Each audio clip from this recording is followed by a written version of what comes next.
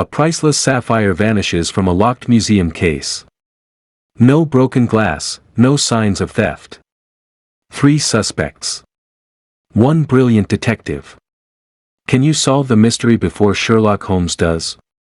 Stay with us and improve your English while unraveling the precious stone. Welcome to another English learning adventure with Sherlock Holmes.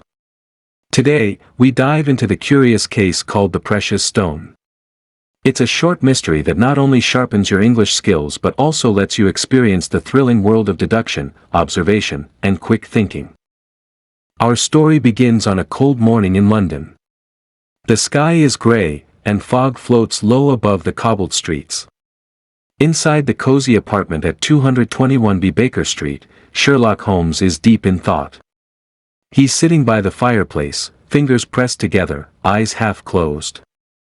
His friend and companion, Dr. Watson, is reading the newspaper. Suddenly, a knock at the door breaks the silence. Holmes looks up, and Mrs. Hudson, their landlady, enters. She announces the arrival of a nervous young man. The man's name is Edward Graves. He looks frightened and pale.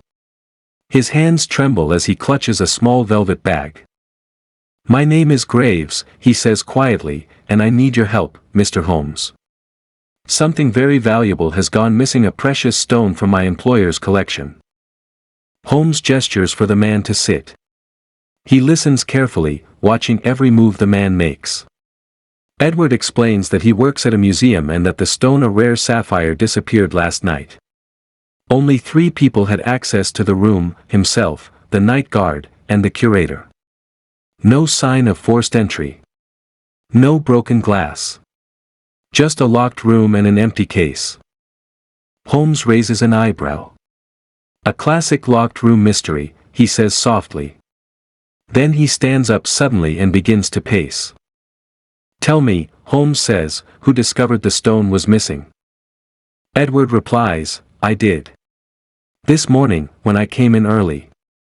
I wanted to clean the glass before the public arrived." Holmes nods. "And the key to the display case?" "I had one. The curator had the second. The third was with the guard," Edward answers. Holmes picks up his magnifying glass. "Watson, grab your coat. We're going to the museum." They arrive at the museum shortly after noon. It's a quiet place, filled with ancient artifacts and echoes of history. The display case that once held the sapphire sits at the center of the room, perfectly clean and undisturbed except for one small detail: a faint fingerprint on the glass. Holmes bends over the case. He doesn't touch it. Instead, he studies the edges, the lock, and even the floor beneath it. Then he looks up and asks to see the curator. Mr. Bellamy, the curator, is a tall man with sharp features and cold eyes. He insists he had nothing to do with the theft.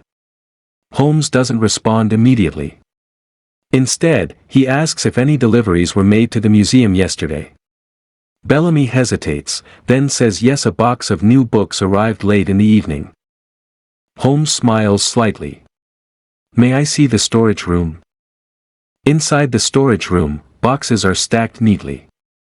But one box, placed oddly near the back, has a torn label. Holmes kneels and opens it. Beneath the books, wrapped in paper, lies the missing sapphire. Edward gasps.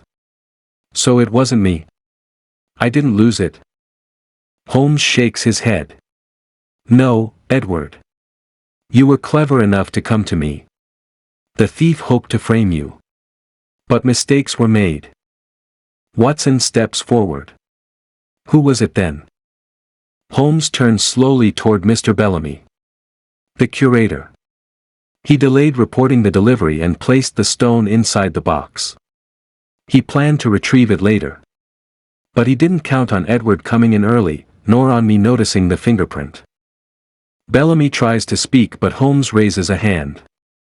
"The fingerprint on the inside of the glass belongs to someone who opened the case. And that person, sir, is you. The police are called. Bellamy is arrested."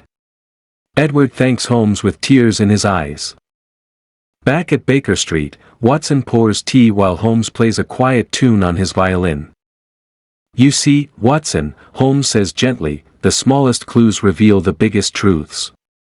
One must simply observe and think clearly."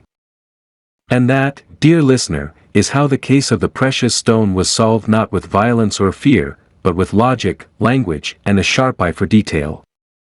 Now, let's pause and look at some of the useful words from today's story. Valuable means something that is worth a lot.